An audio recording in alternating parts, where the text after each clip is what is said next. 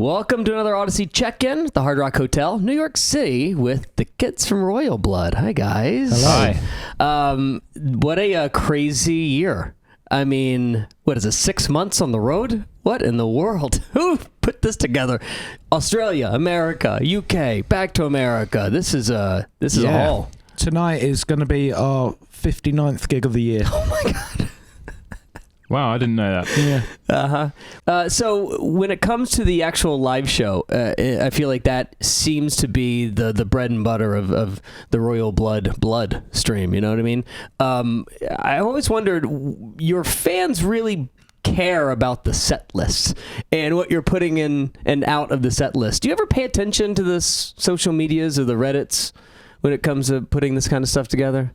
I think up until recently, there's always been obvious songs that we should include. Mm-hmm. But I think with this new record, it's been quite noticeable for us and the fans that a lot of these songs are really feel good live. Mm-hmm. So yeah, I think only recently have we started kind of checking in with the fans and being like, hey, like, are we playing what you want to hear? Because we also don't want to play for like hours on end. I think What? I think there's only a certain point, where it's not getting any better, And I think the kind of the style of our music is quite aggressive and quite loud. Well, I'm glad you brought up the new album, as if we were going to get to that eventually. But I'm glad you brought it up in this context because it feels as though the new album was specifically written to be played live. Yeah, it's big. It's a big sound. Yeah. I think that's always been a part of what we do when we're making records, but more so on this one. I think. Why so? I think it was a response to the last album we made, which was very much a studio record and was made in, lockdowns and COVID and all that. So that record, we didn't know if we were going to play live again at that time. So that very much still feels like a studio record. Although there's songs from it which live in our live show pretty comfortably, I think this album was about... we'd sort of check that they felt good live, so we would play through together a lot and make sure everything felt natural and felt fun. When you look back, when you really get things started in 2011 and 12 and 13 to now, it's 10 years. What do you reflect back on as different, as growth, as learning? What do you think you got in the last 10 years? Yeah, I mean, it's been a long journey for us, and I think the thing that we feel we've grown the most in it is our live show, and like we've been talking about, that's the DNA of the band. That's the reason we kind of do this, really. And Ben's actually made a tally sheet of every single show we've played, which is why he knew. Yeah. That's why he knew how many shows on the how many shows are we on in total as a band? 628. Okay, you just made that number up, didn't you? No. Stop it. Wow. He has a spreadsheet of all the shows. I had no idea. You're really the business manager of this operation, huh? Not really, but are you cutting the checks basically, too? what happened was we were going to venues and we were all going, have we played here before? And I was like, I just don't remember, because we play so many shows and like I didn't even remember we played 2 nights at the Brooklyn Still in 2018. And I walked in there yesterday and I was like, I'd never been here before. Oh man, I just don't remember it at all. So it's nice just to remind myself, and then doing that, you do remember the shows and those experiences. Yeah.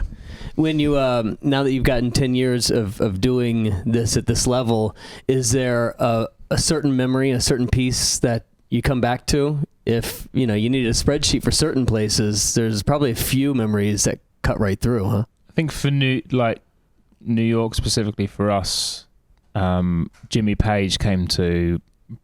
We did two shows. We did one in Brooklyn, and the next night we played at the Mercury Lounge, and Jimmy Page came to that one, and that was very early on. Like we'd just kind of got going, and we'd just started playing shows in the US for the first time. So Did you guys talk after? yeah. Really? What did he say? The stamp of approval from Jimmy Page is that's a game changer. Yeah, it was like getting knighted.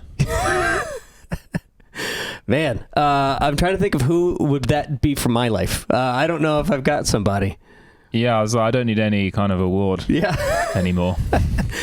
This game I made up, but boy, it needs a new name. Too close. So I've got questions that you would only ask somebody, two people that are way too close to each other. All right. So here we go. Have you ever dated the same person? No. Okay. Secret nickname for each other? It's a secret. That would be telling. Yeah, that was my journalistic duty to ask. How about got in a fist fight? Talking about fighting. No. I never had a fight in my life. Really? No. I'm too hard. No one would want to mess with me. How about cried at a movie together? Not together. No, not together. What movie was it? What, that we cried separately? Yeah, sure. Yeah. I've cried at quite a lot of I don't movies. think I've cried at anything. I'm Transformers. dead inside.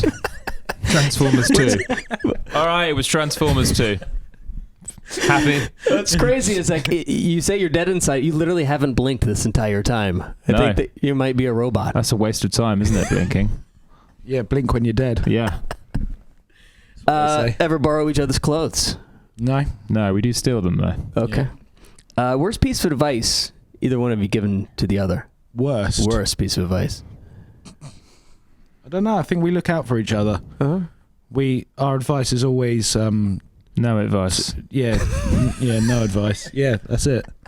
Sometimes that is the best advice, though, isn't it? Because no one's going to do anything you tell them to do. You got to work out for yourself. Sometimes I do the opposite. Yeah. Sure.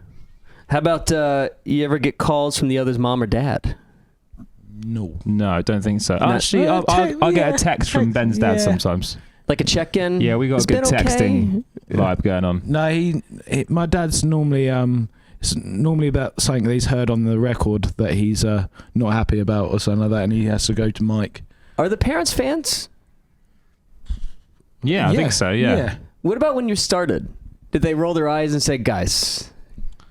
I think no, not really. No, I think they saw how passionate we were about it. You know. Were they big into music too? My parents, my dad in particular, but your parents weren't really. No. It's weird like that because my mom listened to Rick Astley, and my dad was, only had a good night out with Rick Astley. Really? Yeah. Japan. Do tell. Japan 2017. He remembers that. Spreadsheet for that one. Come on. Oh, come on. Nothing really happened. It was just me, Rick, bunch of strippers. Yeah, nothing happened. Joking. That didn't happen. I'm just trying to think of the day in which I think of Rick Astley and strippers in the same sentence. No, that didn't happen. Rick Astley did strip for you, though. Yeah. My man. And then my final thing for this dumb game called Too Close. All right, so you're at each other's wedding. What's your best man speech for each other? We don't believe in the constitution of marriage. I'm sorry to ruin that question. Yeah. Yeah, never getting married, huh? It's outdated, and you're never getting married. I got married and realised it was a terrible idea. Still married? My speech should be like, "This is a terrible idea." That's the best advice you've given me. You know that. Yeah. You don't need me to tell you, but here I am telling you. Yeah. That's my speech. Thank you. Yeah, that's pretty good. Mic drop. Guess it's got to be 4. Royal Blood. Audacy check-in. Thanks so much for joining us, guys. Thank you, man. Yeah.